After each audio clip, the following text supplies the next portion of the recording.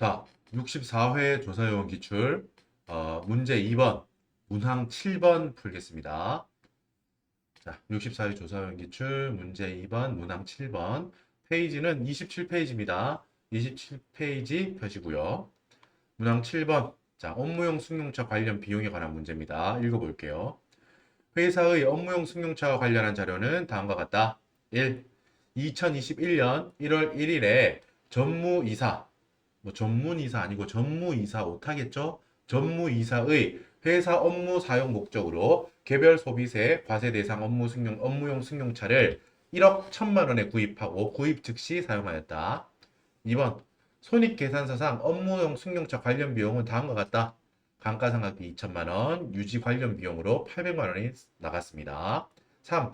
회사는 동승용차에 대해 업무 전용 자동차 보험에 가입하였고 운행 기록을 작성, 비치하고 있다. 4. 운행 기록부 상 나와 있는 업무 사용 비율은 90%다 라고 했습니다.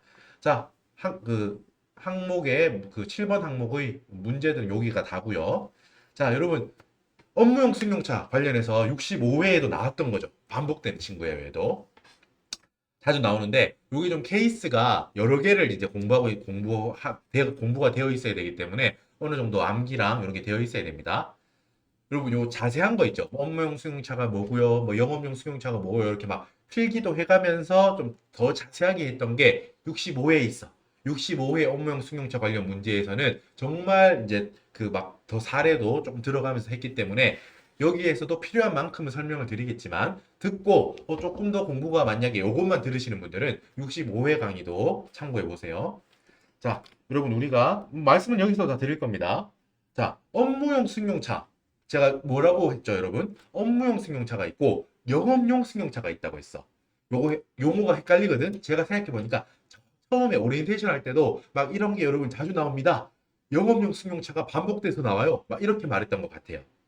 뭐 정확하지 않은데 그랬던 것 같아. 그게 용어가 좀 헷갈린다고. 제가 유난히 헷갈리는지 모르겠는데 헷갈려요. 근데 우리가 지금 푸는 거는 뭐다? 업무용 승용차에 관한 거를 우리는 푸는 거예요. 자, 영업용 승용차는 제가 뭐라고 예를 들어 드렸죠? 영업용 승용차는 예를 들면 택시 회사에서 갖고 있는 택시, 운전면허 학원 있죠? 운전면허 학원에서 갖고 있는 운전면허용 뭐 노랑이들 차 있잖아. 노랑차. 그 택배 회사에서 갖고 있는 뭐 택배차 뭐 이런 거 있죠. 그러니까 그거 자체로 영업을 하는 거야. 회사에 메인 업무가 있을 거 아니에요. 택시 회사는 택시 운행하는 게 메인 업무고, 자동차 운전 여기 그 연수하고 교육 요렇게 학원에서는 그거를 가지고 차를 가지고 강사님이 수강 가르쳐 주는 게 그 회사의 주 업무잖아요. 그죠?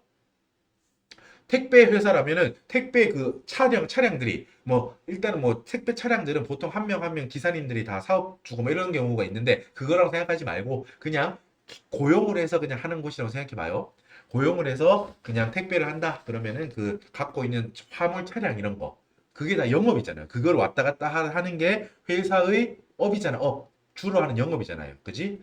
그런 경우는 여러분 그게 제재 대상이 아니겠죠. 그게 그지? 당연히 영업을 위해서 하는 거는 세법 입장에서 그걸 제재하려고 들지 않습니다. 알겠죠? 영업용은 방금 말했듯이 운전면허 학원의 차, 뭐 그런 걸 떠올리면 돼. 택시 회사의 택시. 제재 대상이 아니겠지, 기본적으로. 그게 보통 그 회사의 일이야. 제재 대상이 아니라고. 영업용은 기본적으로 제재 대상이 아닌 거야. 알겠지? 그런데 여러분 문제를 삼고자 하는 게 뭐라고요? 업무용 승용차라는 이름을 얘들이 지금 문제를 해법에서 삼는 거예요. 옛날에는 이게 한 2015년, 16년 이때 이제 생긴 그 규정인데 그 전에는 여러분 어땠냐면 여기 전무는 못하라고 했죠? 그냥 전무라고 생각하세요. 전무이사, 뭐 상무이사 뭐 이런 거 있잖아요. 전무이사가 있고 만약에 그런 대표이사나 이런 애들이 있어 회사에. 자, 그런 사람들이 업무용이라고 하면서 막 엄청 고급 세단 이런 거 있죠. 그런 걸 사는 거야. 뭐 벤츠 뭐 이런 거 사면서 여러 가지 제가 차를 잘 몰라서 BMW, 벤츠 막 이런 고급 우리 막 그랜저 뭐 이런 거 사는 거예요. 그랜저 너무 옛날 건가? 자, 아무튼 뭔지 알겠죠? 그런 막 삐까뻔쩍한 세단류 삐까뻔쩍한 세단 이런 걸 사서 자, 등록을 회사의 자산으로 등록을 어떻게 하냐면 업무용이다라고 적는 거야. 업무용은 뭐냐 하면 이걸 가지고 여러분 뭐 대표이사가 무슨 택시를 할 게 아니잖아. 택시 영업을 할 게 아니잖아. 그지? 운전면허를 가르칠 게 아니잖아, 지금 이게. 업무용이라고 하는 거는 이걸 가지고 업무에 쓸 거다라는 건데 예를 들면 이거예요. 뭐요? 출장 갈 때 쓰는 거. 그지? 공장 예를 들면 회사가 본사가 이 사무직이 있고 공장을 한 번씩 가야 된다는 거야. 그때 갈 때 타는 게 업무용은 맞아. 그지? 그게 뭐 나쁜 건 아니잖아. 맞죠? 그건 당연히 일을 하려면 출장도 가야 되고 뭐 공장이 뭘 시찰도 가야 되고 여러 가지 가야 될 거 아니야. 그런 용도로 등록을 해두는 거야. 업무용이다. 업무를 보려면 여기저기 연락도 왔다 갔다 해야 되고 뭐 미팅이 있어가지고 출장도 가야 되고 막 이렇게 그런 명목이라고 하면서 사는 거야. 업무용 승용차지 이게. 영업용이 아니고. 용어가 일단 이해가 되죠? 알겠죠? 그런 용도로 사는 게 업무용 승용차라고 회사의 자산으로 등재를 하는 거예요. 재무상태표에. 자산이라고 해두고 어떻게 쓰는 거야? 물론 뭐 출장 갈 때 실제로 쓰기도 하겠죠. 업무용으로. 근데 뭐다? 주말에 놀러 다닐 때도 이 차를 쓰는 거야. 그죠? 공짜로 타는 거지. 뭐 기름값 포함해가지고 뭐 비싼 차 회사 돈으로 산 다음에 그걸 대표이사가 퇴근하고도 놀러 다니고 막 친구한테 자랑도 하고 막 이럴 때 썼다는 거야. 그런 경우가 여러분 많았다는 거야. 세법은 그런 경우에 제재가 필요하다라는 세법의 입장이 있었던 거예요. 그래서 뭐 2016년으로 제가 그쯤으로 기억하는데 그쯤부터 세법에 이걸 넣은 거야. 이 규정을 넣어서 업무용 승용차 관련 비용에 대해서 과도한 부분에 대해서는 송금 불산입하겠다. 이게 기본적인 취지입니다. 이게. 알겠죠? 정리하셔야 돼. 영업용 승용차는 기본적으로 제재 대상이 아니기 때문에 우리가 지금 이 문제에서 논하는 게 아니에요. 업무용 승용차는 아까 말했듯이 뭘 떠올리라고요? 대표이사 이런 애들이 삐까뻔쩍한 세단을 산 다음에 업무용은 막 업무용으로 출장을 가거나 공장 시차를 가거나 이런 게 업무인데 그거에 쓰면 맞아요. 정당한데 그렇게 쓰겠다고 사놓고 놀러 다니는 데 쓰는 거예요. 개인적으로. 그런 경우가 많았다는 거죠. 그래가지고 그거를 좀 세법에서는 최대한 제재해야겠다. 송금불산입하면 세법 입장에서 어때? 세법 입장에서 이걸 송금불산입하면 회사는 비용 처리가 안 되죠. 그지? 회사 비용 처리가 안 되잖아. 그리고 그거를 만약 일부분에 대해서 송금불산입하면서 그 귀속을 매겨가지고 야, 너 이거 대표이사 네가 이만큼 이득 봤으니까 상여 처분해서 소득세도 내. 이렇게 하면 방금 말했던 걸 악용하는 사례가 줄어들지 않겠냐라는 게 세법의 입장이라고요. 알겠죠? 자, 간단하게 이 취지에 대해서 말씀드렸습니다. 자, 간단하지 않죠? 충분히 설명을 드렸습니다. 자, 충분히 이해가 되셨을 거고, 자, 그래서 회사 입장에서 이렇게 업무용 승용차라고 자산을 등재를 해뒀다면 재무상태표에 세법은 의무를 두 개를 부여한다 그랬어. 두 가지 의무. 첫 번째 의무, 그리고 이어서 첫 번째 의무를 다 했다면 두 번째 의무도 해라. 이런 식으로 회사가 회사한테 의무를 부여하고 있다고 했어요. 뭐였죠? 여러분 여기 밑에 정리해뒀습니다. 기억나나요? 자, 따라 한번 더 정리해 볼게요. 업무용 승용차 관련해서 회사가 의무가 두 가지가 있다고. 1번 의무, 첫 번째 의무. 전용 보험에 가입을 해야 됩니다. 전용 보험에. 업무용 승용차 전용 보험이 있습니다. 그거에 가입을 해야 되는 게 회사의 첫 번째 의무입니다. 알겠죠? 여러분 if라고 제가 했죠? 만약에 가입하지 않으면 어떻게 되나요? 어떻게 되죠? 야, 너 안 했어? 그러면 세법은 그렇다면 뭐 묻지도 따지지도 말고 야, 됐다 볼 것도 없다. 그렇다면은 너는 그냥 전부 다 전액 거기에 관련된 업무용 승용차에 관해서 네가 비용으로 계산한 전액을 다 나는 송금 불산임할 거야. 세법이 말합니다. 회사한테. 그리고 상여로 한다고. 그러니까 상여 특수관계자 만약 대표이사 이런 식으로 한다면 상여로 하겠죠? 이렇게 상여로 본다는 거예요. 주주가 이런 식으로 타고 다녔다면 배당으로 할 거고요. 그죠? 이런 식으로 할 거라고.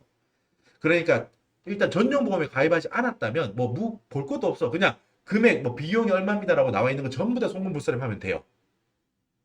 알겠죠? 알겠죠? 첫 번째 의무 전용보험 가입 이거는 필수적인 1단계 의무입니다. 알겠죠? 자, 이 전용보험에 가입을 했다면 세법은 뭐냐면 가입했냐? 가입했다면 자, 네가 이 업무용 승용차를 용어에 정말 이 취지에 맞게 업무에 사용한 만큼은 어떻게 해줘야겠어요? 업무에 사용한 만큼의 비용은 송금 인정. 업무에 사용한 걸로 인정되지 않는 부분에 대해서는 어때요? 송금을 인정하지 않을 거야. 이렇게 넘어가는 거야, 이제. 알겠죠? 전용보험 첫 번째 의무였고 두 번째 의무. 보험에 가입한 상태에서 추가적으로 두 번째 의무도 해야 됩니다. 뭐요? 여러분, 첫 번째 전용보험 가입하는 의무도 안 했는데 그걸 안 하고 두 번째 의무 운행 기록을 비치 작성해둬야 된다. 이게 두 번째 의무인데 이것만 했다고 하면 어때요? 안 돼. 인정 안 돼. 일단 전용보험 가입은 애초에 기본적으로 해야 되는 거야 이거는. 알겠죠? 전용보험 가입을 했다는 전제하에 두 번째 의무도 했다면은 요렇게 하겠다. 요렇게 저는 진행이 됩니다. 알았죠? 전용보험에 가입하지 않고 그냥 운행 기록만 작성 비치했다고 해서 한 푼도 비용으로 인정받을 수 없습니다. 그렇다고 해서 알겠죠? 전용보험 가입하지 않았다면 무조건 땡이야. 무조건 송금 불산이며 전에. 알았죠? 1번 전용보험에 가입을 했다는 가정을 하고 두 번째 운행기록 작성 비치 의무가 있다는 거야. 운행기록 그러니까 뭐예요? 이거 말했죠? 뭐예요?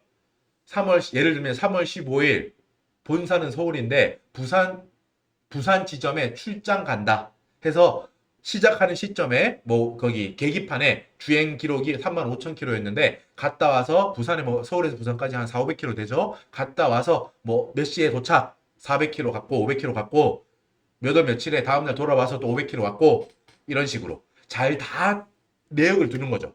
그리고 내역이 뭐 되겠어요? 뭐 미팅을 했다는 증빙도 다 있을 거고 그거는 자연스럽게 그렇게 우리 생각하면 돼. 출장을 갔고 그때 뭔가 출장 간 사유가 있었고 충분히 증빙이 있다. 운행 기록을 잘 적어뒀다. 그렇다면 작성을 했다. 그럼 어떻게 돼요? 방금 1000km였지. 부산 500km 갔다가 500km 왔어요. 근데 만약에 1년 동안 그냥 10,000km였다고 해봐. 쉽게 말해서. 10,000km인데 운행 기록에다가 이렇게 부산 한번 갔다 온 거 1000km 적혀 있어. 그럼 어때요, 여러분? 총 10,000km 움직였는데 이런 식으로 운행 기록으로 잘 이렇게 세밀하게 잘 적어둔 게 1000km지 지금. 그럼 업무에 쓴 비율은 어떻게 돼? 총 10,000km를 움직였는데 1000km만큼 운행 기록이 잘 적혀 있죠? 그럼 어떻게 돼? 10,000km분의 1000km, 즉 10%만큼을 업무용으로 썼다고 인정해 주겠다는 거지. 그런 용도로 운행 기록을 잘 적어둬야 된다라는 거야, 세법은. 그죠? 작성 시에는 기록된 비율만큼 인정해 줄게. 업무에 쓴 걸로. 그래서 그 비율만큼 총 비용 중에서 네가 총 비용으로 회사야. 네가 총 계산한 비용 중에서 요 비율만큼은 송금으로 인정해 줄게 라는 거예요. 근데 만약에 전용 보험에는 가입을 했는데 운행 기록을 안 썼다는 거야. 회사가 몰랐다고 해봐. 예를 들어서. 보험에만 가입하면 되는 줄 알았어요 라고 해봐. 세법은 뭐래요? 아 그러냐? 좀 아쉽다. 내년부터는 잘해라 라고 하면서 어때요? 보험에는 가입을 했기 때문에 근데 운행 기록은 없죠. 그때는 세법이 정이 났습니다. 어때? 1,500만 원까지는 업무에 쓴 걸로 봐줄게 라는 거야. 뭐라고요? 1,500만 원까지는 업무에 쓴 걸로 봐줄게 라고 했다고. 그럼 예를 들어서 1,000만 원만큼 비용을 썼어. 그럼 어때요? 다 봐주죠. 1,000만 원만큼 다 업무에 쓴 걸로 봐준다. 전액 송금 인정. 이렇게 되는 거야. 1,500만 원까지는 봐줄게 라고 했잖아. 근데 만약에 3,000만 원을 썼다고 해봐요. 근데 운행 기록은 없다는 거야. 보험에만 가입돼 있고. 그럼 어때요? 세법은 1,500만 원까지만 봐준다고 했죠. 업무에 쓴 걸로 봐주겠다고 했지. 초과되는 1,500만 원만큼에 대해서는 송금 불산이 받는데. 알겠죠? 그렇게 하겠다는 거야. 자, 여기 적혀 있죠? 1,500만 원까지는 업무 사용 비율을 100%로 인정한다. 이게 같은 말이지. 1,500만 원까지는 전액을 다 송금으로 봐줄게 라는 게 1,500만 원까지는 1,000만 원을 썼어도 그만큼을 전부 다 100% 업무에 쓴 걸로 봐줄게. 1,300만 원을 썼어도 그만큼을 전부 다 100% 업무에 쓴 걸로 봐줄게. 이렇게 하는 거야. 근데 3,000만 원을 썼어. 그럼 어때요? 1,500만 원까지는 업무용을 쓴 걸로 봐줄게. 초과되는 1,500만 원은 업무에 쓴 걸로 난 안 볼 거야 라고 세법했지. 그러면 어때? 총 3,000만 원을 썼죠? 그러면은 업무에 쓴 비율은 어떻게 돼? 3,000만 원 중에 업무에 쓴 걸로 인정되는 비율은 어때? 맥스 1,500이잖아. 3,000분의 1,500을 업무에 쓴 걸로 본다는 거야. 몇 프로? 50%. 이런 식으로 계산하면 돼요. 그죠? 기억나죠? 65회에서 했던 거야. 뭐 정리하고 보니까 그때 들어갔던 설명만큼 또 지금 하고 있어요. 자, 이해됐죠? 이제 풀이 들어갑시다. 자, 풀이는 여러분 스텝 1, 2, 3, 3단계법을 일단 적용을 해야 돼. 좀 계속 암기를 해야 돼요. 지금 말하는 거. 지금 여기 방금 말했던 거. 업무용 승용차 관련해서 회사의 의무 두 가지. 요거 전용보험 가입 1번 의무, 1번 의무를 충족했다는 가정하에 2번 의무까지 운행기록 작성 비치까지 해야 된다는 거. 됐죠? 그리고 이제 스텝 1, 2, 3, 3단계법. 여기 옆 페이지 보세요, 여러분. 28페이지. 중요하죠? 28페이지에 업무용 승용차 관련 비용 요거 3단계법이라고 했습니다. 암기가 필요해요. 따라와 보세요. 일단 스텝 1. 스텝 1. 뭐예요, 여러분? 감가상각의제라고 했어. 감가상각의제. 감가상각비는 여러분 기본적으로 앞에서 잠깐 말했지만 뭐예요? 결산조정 항목이라고. 결산조정 항목은 뭐라고 했어요, 여러분? 만약에 세법상 한도가 1억이라고 할게요. 또 세법상 감가상각비 한도가 1억이야. 회사가 만약에 3억만큼 감가상각비를 장부에 계상했어. 그럼 세법은 어떻게 해요? 야, 1억까지만 송금으로 인정할 거야. 송금물산이 감가상각비 한도 초과 2억 유보. 이렇게 세무조정하죠. 만약에 한도가 1억인데 회사가 8천만 원이라고 감가상각비를 장부에 손익계산서에 계상했어. 그럼 세법은 보고 뭐라고 해요? 보고 뭐라고 해? 오, 1억까지 가능한데 8천만 원만 했니? 8천만 원 인정할게. 한도 안 금액이니까 다 인정할게. 왜? 결산조정 사항이기 때문에 1억이라고 하는 거는 무조건 해야 되는 금액이 아니고 회사 입장에서 비용 처리할 수 있는 상한선인 거야. 맞죠? 그렇게 했어. 그리고 만약에 회사가 한 푼도 감가상각비를 계상하지 않았다고 해봐요. 그 경우 세법이 어떻게 해야 돼? 뭐 한도가 1억인데 너 감가상각비 한 푼도 안 했니? 그래, 너의 의도를 존중할게. 근데 언젠간 해야 되거든. 어차피 언젠간 해야 돼. 그렇기 때문에 세법은 강요하지 않아요. 감가상각비에 대해서. 결산조정 사항이니까 네가 하고 싶을 때 나중에 해라 하고 넘어간다고 그냥. 이게 바로 결산조정 사항이잖아. 그래서 감가상각비는 기본적으로 그렇게 결산조정 사항입니다. 맞아. 그게 맞는데 자, 이 업무용 승용차에 관해서는 여러분 지금 이렇게 제재를 하고 싶어 하잖아요. 세법이. 어느 정도 막 대표이사 이런 애들이 막 회사 돈으로 막 흥청망청 세다 막 여러 대 사가지고 막 맨날 바꿔 타고 놀고 이런 게 하는 거를 좀 제재하고 싶어 하는 제재의 목적이 지금 있잖아요. 이 규정에. 그렇기 때문에 이 감가상각비에 대해서 이렇게 만약에 지금 보통 감가상각비처럼 결산조정 사항이니까 언제 비용 처리할지 회사 네가 선택해라고 해버리면 문제가 생겨. 요거 이따가 사적 사용한 그러니까 업무용으로 쓴 비용에 대해서만 우리가 인정해주고 초과분에 대해서는 인정하지 않을 건데 그 비용을 볼 때 감가상각비만 보는 게 아니고 뭐 여러 가지 유지비 이런 것도 같이 본다고. 수선비라든가 이런 것도 같이 봐서 하거든요. 그러니까 회사가 이런 유인이 생기겠지. 약간 머리를 돌려서. 자, 감가상각비는 보통 결산조정 사항이니까 뒤로 나중에 하고 일단 초반에 뭐 수선비라든가 이런 비를 많이 해서 요 비용을 분산해서 하고 싶은 유인이 생겨. 회사 입장에서. 그렇기 때문에 세법은 그런 약간 꼼수 이런 거를 막으려고 업무 승용차에 한해서는 감가상각비를 강제로 이렇게 보세요. 여기 화면 보세요. 5년 정액법 강제로 상각한다고. 알겠어요? 지금 따라왔죠? 왜 이렇게 한다고요? 보통 감가상각비는 결산조정 사항이라서 그 비용 계산 여부를 회사한테 맡깁니다. 감가상각비는. 하지만 업무용 승용차에 한해서는 뭐다? 세법이 이 건에 대해서 지금 제재를 하려고 하기 때문에 도망갈 구멍을 조금 막으려고 하는 거예요. 감가상각비를 뒤쪽에 나중에 하고 뭐 나중이든 언제든 뭐 다른 비용이 많을 때는 감가상각비를 조금 적게 계산하고 다른 비용이 적을 때 감가상각비를 많이 비용 계산해가지고 평탄화 총액은 어차피 똑같은데 각 해별로 비용 계산하는 총액을 평탄화 이렇게 평평하게 만들어서 에버리지 평균을 어느 정도 이렇게 낮춰줌으로써 그 해의 한 해 한 해의 비용으로 어떻게 이렇게 장난하려는 쉽게 우리끼리 말로 장난하려는 그런 유인을 세법이 막으려고 하는 거예요. 그러려고 어떻게 한다? 이 업무용 승용차에 한해서는 5년 정액법 강제 상각한다라고 딱 정했어. 정규법 안 돼. 7년 안 돼. 딱 정해져 있습니다. 5년 정액법 강제 상각이야.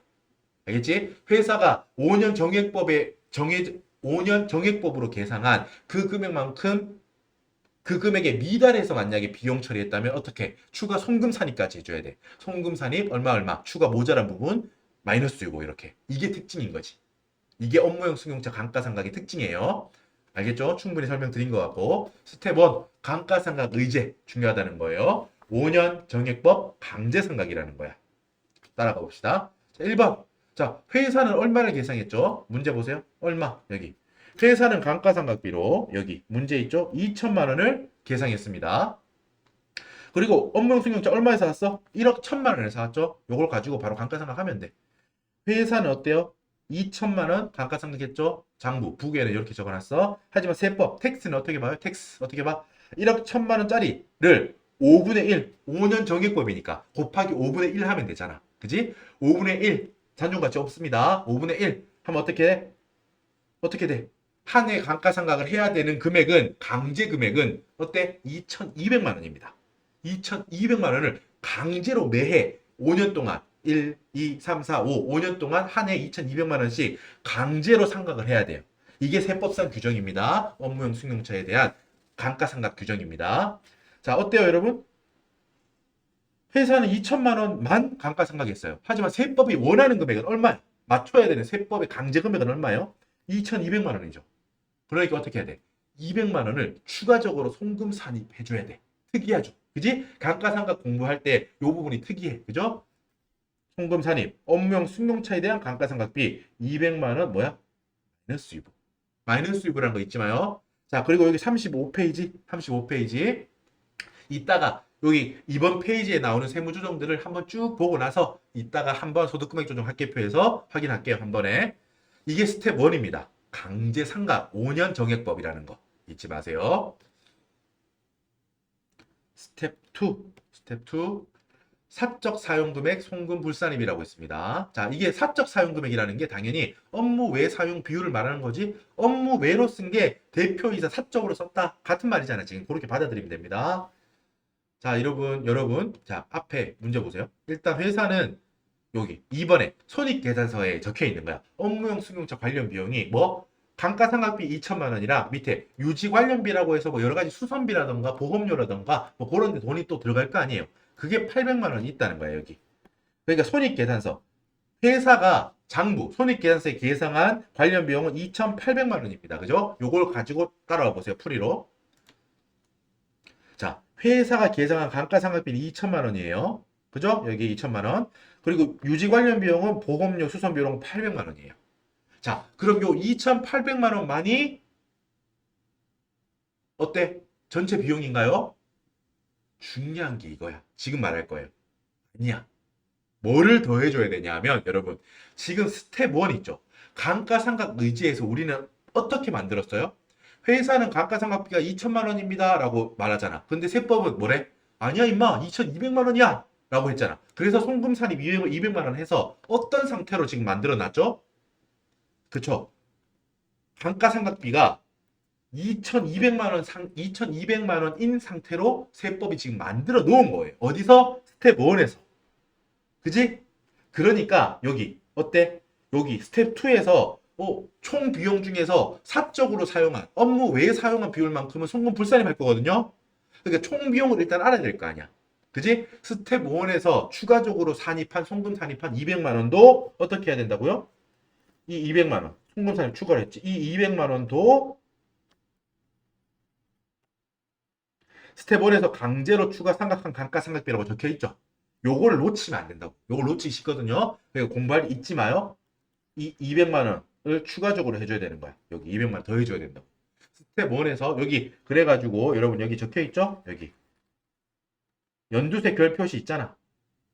초록색 별 표시 이어지는 거예요. 여기로 이렇게 잊지 마라는 거예요. 자, 이렇게 이어놨죠? 화살표 이렇게 하세요. 이렇게 이어지는 겁니다. 이렇게 여기 있는 금액이 200만 원이 여기 들어간다는 걸 잊지 마세요라는 표현입니다. 알겠죠? 결과적으로 무슨 말이에요? 결과적으로 세법은 감가상각비 2,200만 원을 한 걸로 보는 거라고. 그러니까 여기 이렇게 하는 거라고. 같은 거라고 이렇게. 그지? 지금 어떻게 설명하든 이해가 되죠? 같은 겁니다. 세법은 결국 2,200만 원만큼 5년 정액법으로 감가상각한 걸로 무조건 나는 볼 거야 라고 하니까 여기 사적 사용 금액에 대해서 송금불산입으로 제재를 하려고 할 때도 총 금액에도 2,200만 원으로 봐줘야 될 거 아니야. 여기서 일부분을 인정 안 해야 되니까 우리는. 알았지? 따라왔죠? 이렇게 됐습니다. 자, 그게 총 비용은 어때요? 총 관련 비용이라고 제가 적어놨잖아. 총 관련 비용. 여기 요 세 개 다 더한 게 총 관련 비용이지. 세법상 감가상각비 2,200만 원. 그리고 유지 관련 비용은 따로 할 게 뭐 세무조정 한 게 없으니까 800만 원 그대로. 즉 총 관련 비용은 어때요? 3천만 원이다 이 말이지. 따라왔죠? 여기까지. 오케이. 오케이 됐고, 지금 이 회사는 여러분, 지금 총 비용이 3천만 원이야. 아까 제가 뭐라 그랬어요? 우리 했던 거. 자, 이제부터 아까 외웠던 게 필요한 거야. 회사가 의무가 두 개가 있다는 거야. 첫 번째 의무는 뭐예요? 보험에 가입했냐? 업무용 승용차 전용 보험에 가입했냐? 이게 첫 번째 의무. 그리고 이 1번 의무를 했다는 가정하에 이어서 두 번째 의무도 했냐? 뭐?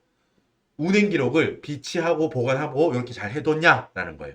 그지? 기억나요? 그래서 보험 가입했다면은 업무용 업무 비율만큼 송금을 인정하는 거고, 만약에 보험 가입을 안 했다. 그럼 어때? 볼 것도 없다. 이 3천만 원 이 문제라고 하면 보험 가입 안 했다면 이 3천만 원 전액 다 송금 물산입니다. 이렇게 한다는 거야. 근데 이 회사는 어떻게 했죠, 여러분? 앞에 와봐. 여기.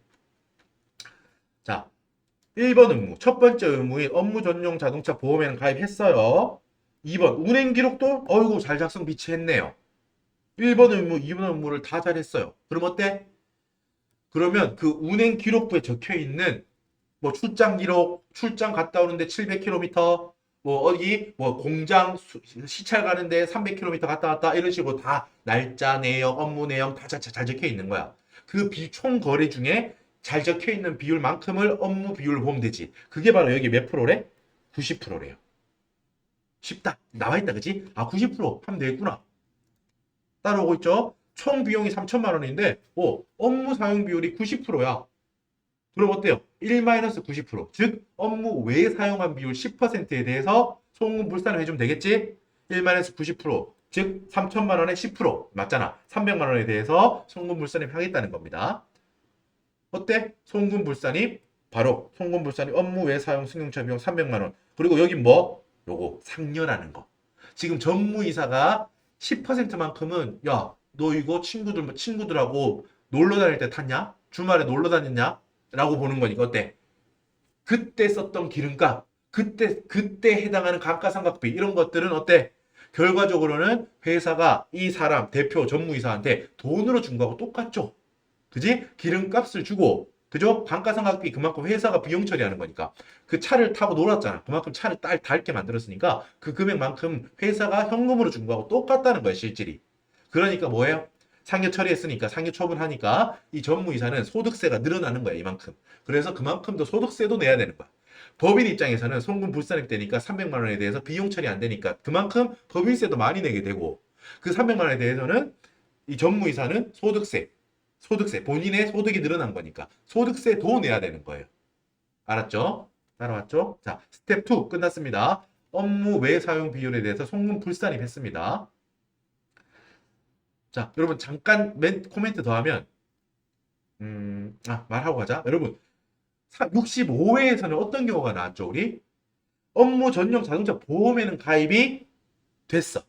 근데 뭐 운행 기록을 작성 비치하지 않았었죠. 그래서 우리 어떻게 했어? 여기 미작성 시 요렇게 했지. 1,500만 원까지 인정해 준다고 했잖아. 요 방식이었지? 요렇게 풀었다고. 이게 65회 업무용 자동차에 대한 문제였습니다. 이 경우가. 전용 보험에는 가입됐는데 운행 기록은 작성 비치하지 않았었다라는 거야. 그래서 1,500만 원까지만 나는 인정한다. 세법은 그 경우를 지금 65회에서 나왔던 거야. 그러니까 여러분 다양한 경우를 우린 다 할 수 있어야겠지. 그죠? 제가 이렇게 다 외워야 된다는 말씀을 그러니까 이해가 되죠. 경우별로 어때? 회차별로 업무용 승용차가 나왔다고 하더라도 조금씩 바뀐다고 경우가. 이번 회차는 전용 보험에는 가입 안 했구나. 어떤 회차는 전용 보험에는 가입했는데 운행 기록 작성을 안 했구나. 어떤 회차는 전용 보험에도 가입을 하고 훌륭하게도 운행 기록도 비치되어 있구나. 지금 이 경우 64회가 지금 바로 마지막 경우잖아. 이런 식으로 변화가 조금씩 있다고. 그러니까 우리는 어때요? 제가 지금 드렸던 설명 암기하는 게 심심해서 암기하는 게 아니고 실제 시험에서 요 경우 이렇게 요 경우 다 나올 수 있기 때문에 어느 정도 우리가 여러 개를 대비해야 되니까 공부를 하자 이 말입니다. 공부를 해야 된다 이 말입니다. 됐죠? 넘어갈게요. 코멘트 잔소리 조금 했고, 자 스텝 2까지 했어 지금. 자 이제 스텝 3 뭡니까? 자 스텝 3는 감가상각비 한도 시부인인데 여러분 헷갈리면 안 돼. 스텝 1에서 감가상각비에 대해서 뭐 했잖아요. 그거는 뭐였어요 여러분? 감가상각 의제였다고. 회사가 5년 정액법 강제상각이 2,200만 원이잖아. 여기에 미달하게 했다면 그 금액 미달하는 만큼 송금 산입해야 된다. 그게 스텝 1이었던 거야. 2,200만 원으로 만들어줬던 거지. 감가상각 금액을. 그게 스텝 1이고 이제 스텝 3에서는 우리가 보통 하던 뭘 해야 돼요? 스텝 1은 감가상각비 이만큼 네가 한 걸로 볼게. 이게 스텝 1이고 스텝 3는 감가상각비 그 자체에 대한 뭘 하는 거야. 이제 우리가 많이 했던 거. 한도 CV를 이제 여기 인제하는 거야. 그죠? 아까 스텝 1에서 2,200만 원만큼 감가상각비 의제했다고 해서 무조건 그 2,200만 원만큼을 전부 다 비용으로 보겠다는 건 아닙니다, 여러분. 아까 제가 뭐라 그랬어? 그지? 2,200만 원만큼 비용 처리해 주려고 지금 감가상각비를 강제 의지한 게 아니야. 일단 회사가 비용으로 아예 올리지 않고 감가상각비로 계산하지 않고 나중에 올려야지. 나중에 올려서 비용을 조금 분산해가지고 분산 배분해서 세금을 좀 낮춰야지. 이런 의도를 방지하기 위해서 스텝 1에서 강제 상각을 의제했던 거고요. 자, 그렇다고 해서 세법이 그 강제 상각한 거를 다 비용으로 인정해 주려는 게 아닌 거 지금 이해되죠? 강제로 일단 감가상각한 걸로 봐버린 다음에 그래야 한도 초과에 대한 판단을 할 수 있잖아. 그지? 그냥 놔둬버리면 감가상각 안 한 걸로 놔둬버리면 한도 C부인 자체가 안 되잖아. 한도 부인이 안 되고 다 그냥 그 회사의 의도 자체로 다 따라버리게 되잖아. 세법이 세법이 회사의 의도대로 따라가 버리게 되니까 그걸 막기 위해서 스텝 1에서 강제 상각한 걸로 의지한다. 그리고 스텝 3에서 그거를 한도 C부인하는 거예요. 그래서 한도 초과분에 대해서는 또 송금 불산입하는 거예요. 알겠죠? 여러분 그런 질문들이 와요. 이거에 대해서 아니 뭐 왜 이러는 거예요? 스텝 1에서 감가상각한다고 송금 산입하고 왜 스텝 3에서 또 그걸 가지고 송금 불산입하는 거예요? 이런 질문이 오거든요. 이게 방금 말한 의도 회세법의 취지는 그겁니다. 왜 스텝 1, 스텝 3 이렇게 나눠가지고 스텝 1에서 강제 상각 의제하고 스텝 3에서 거기에 관해서 또 한도 시분을 하느냐? 왜예요, 여러분? 간단하게 회사가 감가상각비 계산하는 걸 뒤로 미루거나 시기 조절을 통해 가지고 다른 비용들하고의 시기 조정을 통해 가지고 세법상 부담을 의도적으로 낮추려는 걸 막기 위해서 스텝 1에서 일단 강제로 상각한 걸로 봐버린다고. 그래서 스텝 3에서는 그거에 대해서 판단을 하는 거지. 비용이 인정되는 데까지만 나는 한도까지만 인정하고 나머지는 부인하겠다. 이게 세법의 입장입니다. 이해되죠? 왜 그렇게 하는지 이해되죠? 자, 그렇게 질문하시는 분들 되게 날카로운 겁니다. 이해가 되셨기를 바라고. 자, 스텝 3. 자, 감가상각비 한도 시부인인데 제가 여기에 여러분 빨간색으로 뭐라고 적어놔서 감가상각비는 감가상각비인데 뭐라고요? 업무 사용 금액에 해당하는 감가상각비라고 적어놨죠. 양괄호 치고 중요합니다. 이게 이 개념이 업무 사용 금액에 해당하는 감가상각비에 대한 한도 시분이라고. 그러니까 회사는 지금 2,200만 원만큼 감가상각비라고 지금 올려놨죠. 그 2,200만 원 전체에 대해서 한도 시분을 지금 하는 게 아니에요. 그 2,200만 원 중에서 업무 사용 금액에 해당하는 부분에 대해서만 한도 시분을 할 거야. 왜 그럴까요, 여러분? 왜 그럴까요? 스텝 2에서 여러분 이 2,200만 원 중에서 봐요. 요거 65회에서도 설명을 드렸던 건데 봐요.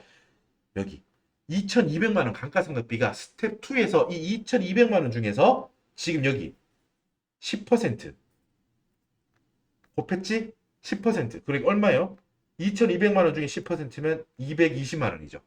그죠? 감가상각비 회사는 2,200만 원만큼 한 걸로 지금 강제로 했잖아. 강제로 보기로 했잖아, 우리가. 그 2,200만 원 중에서 스텝 2에서 2,200만 원 곱하기 1-90%, 즉 업무 외로 사용한 10%에 대한 220만 원에 대해서는 어때? 여기 송금 불산입 이미 처리를 했다고. 그러니까 이 스텝 2에서 송금 불산입 300만 원은 두 개로 나눠지는 거예요. 감가상각비 DP, 감가상각비 220만 원. 그리고 뭐다? 여기 유지 관련 비용 800만 원도 어때요? 10%만큼 0.8이지. 800만 원에 10%니까 0.8, 80만 원. 80만 원에 대해서는 송금 불산입 하기로 했잖아. 그러니까 이 300만 원은 이렇게 두 개로 나눠지는 거라고. 220만 원은 감가상각비 2,200만 원 중에서 220만 원 송금 불산입 한 거고, 여기 유지 관련 비용 800만 원 중에서 80만 원이 송금 불산입 된 거라고. 그래서 이 두 개가 합쳐져서 스텝 2에서 300만 원만큼 우리가 송금 불산입 했던 겁니다. 맞죠?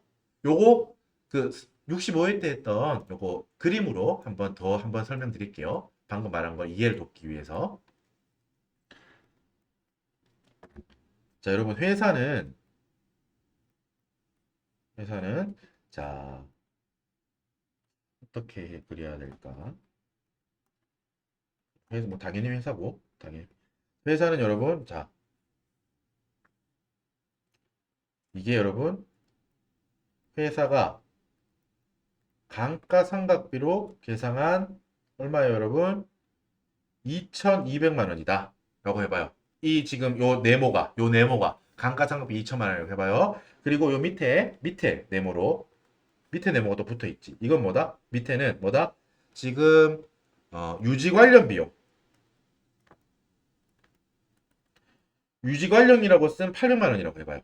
그지? 뭐 크기도 비슷하죠. 위에는 더 크다. 2,200만 원이고 옆에 유지 관련 비용은 800만 원이라는 거야. 2,200만 원이고 요건 800만 원이라는 거야. 됐죠? 자, 그래서 총 3천만 원이었잖아. 총 요렇게 해서 총 더한 게 당연히 3천만 원이잖아. 그죠? 이 중에서 여러분 우리는 몇 퍼센트를 송금으로 인정 안 했어? 업무 비율이 90%니까 1-90%, 즉 10%는 업무에 쓰지 않은 걸로 보기로 했지 10%만큼을 비용으로 인정하지 않는다고 했잖아. 그죠? 10%. 3천만 원 중에 이렇게 10%. 이만큼이 10%. 어때? 이만큼에 대해서 송금 불산입 300만 원 상여라고 해서 야, 전무이사 너 이거 네가 돈 받아간 걸로 볼게 300만 원. 요렇게 지금 스텝 2에서 했죠? 여기까지 따라왔죠? 따라왔지? 그러니까 잘 봐. 이제 그림으로 보이죠. 제가 바로 앞에서 했던 거 그대로 이제 그림으로 나오죠. 보세요. 여기 감가상각비 봐. 감가상각비 총 2,200만 원 있었잖아. 그죠? 2,200만 원 중에서 지금 날라간 거 부인된 게 몇 퍼센트 있는 거야, 여기. 2,200만 원 중에서 10%. 2.2 맞지? 2,200만 원 중에 10% 2.2. 그리고 요 밑에 초록색으로 해볼까 얘들은 800만 원 중에서도 여기 800만 원 중에서도 여기 10% 0.8 아이고 연두색으로 0.8 이렇게 이루어져 있다는 거예요. 맞죠? 그러니까 뭐 어렵지 않죠? 300만 원만큼 우리가 송금불납했는데 이 비용 300만 원은 이렇게 나눠져 있다는 거죠. 감가상각비 2,200만 원 중에 10%인 220만 원과 유지 관련 비용 800만 원 중에서 10%인 80만 원으로 이루어져서 300만 원이 이루어져 있다라는 거. 이해되죠? 이해되잖아. 그죠? 그러니까 봐봐. 스텝 3에서는 봐봐. 우리는 감가상각비 2,200만 원 전체에 대해서 시부인을 하면 되겠습니까? 안 되겠습니까? 안 되겠죠. 왜? 2,200만 원 중에 여기 10%인 여기 220만 원, 이 220만 원. 이 220만 원에 대해서는 여기 요 파랑이 부분. 요 파랑이 부분에 대해서는 이미 다 송금불산입이 되어 있잖아. 그러니까 우리가 지금 감가상각 한도 시분을 해야 될 대상은 그러니까 어디예요? 이 그림에서 보자면 어디야? 위에 있는 전체 박스 2,200 중에서 어디예요? 무슨 색으로 할까 이번에는? 노란색 잘 보이려나? 자, 안 보이네. 자, 색칠할게요. 여기야, 여기. 그러니까 잘 보이죠? 여기 이 부분만 2,200만 원 중에서 90%에 해당하는, 즉 업무에 사용된 걸로 일단 인정받아서 스텝 2에서 살아서 스텝 3로 넘어온 애들. 다시 한번 말할게요. 뭐 스텝 2에서 송금불산이 이미 처리된 이 220만 원은 아니고 스텝 2에서 송금불산이 되지 않고 살아서 스텝 3로 넘어온 애들, 즉 2,200만 원의 90%,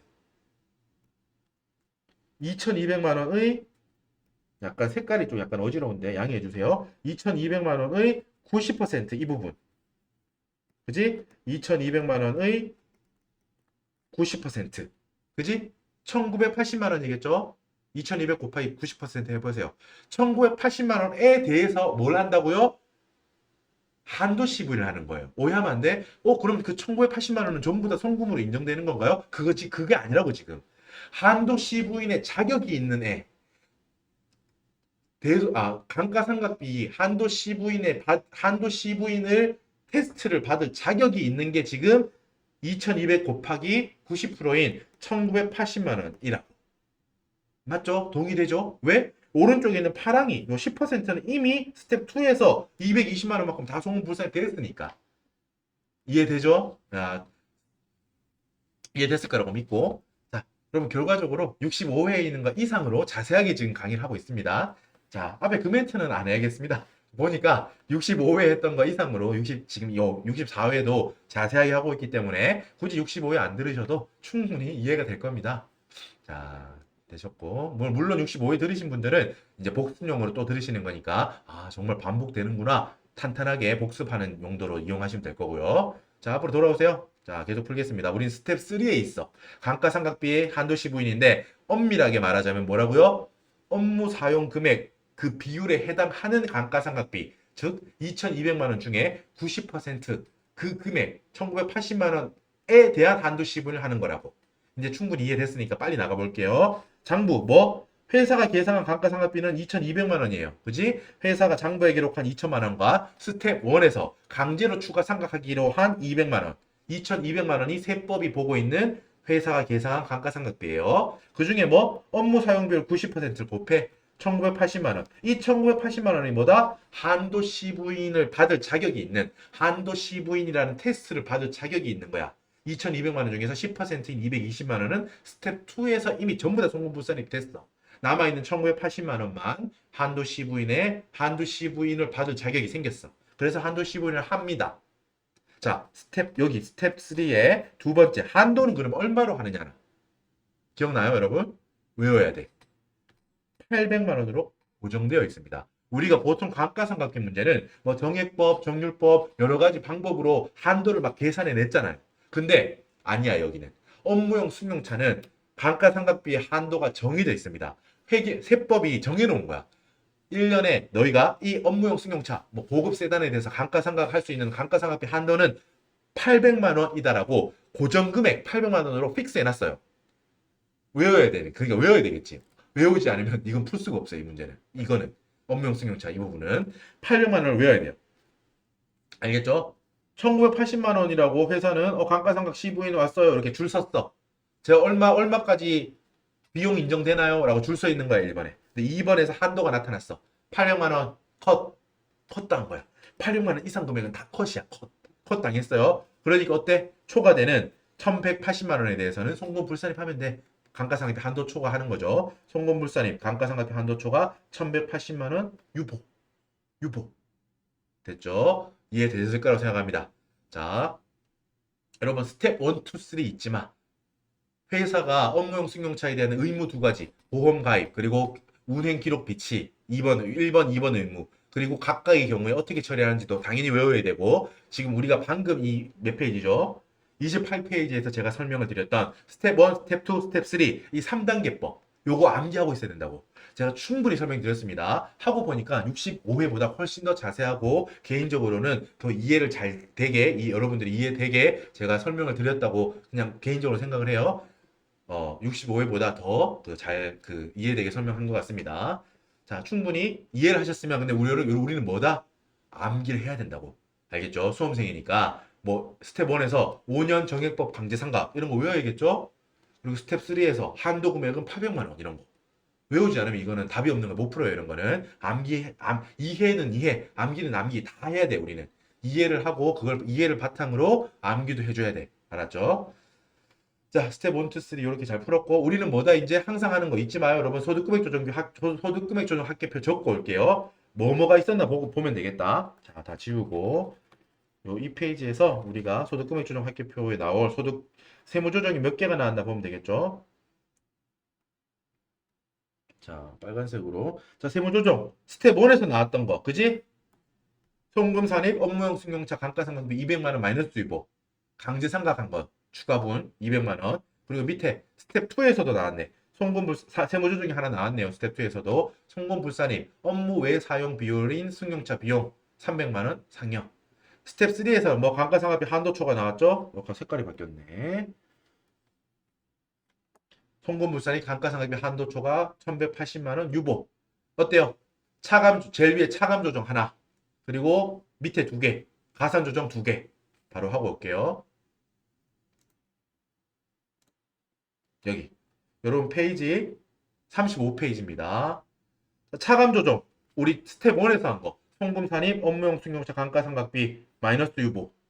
요거 오른쪽에 제일 밑에 있죠?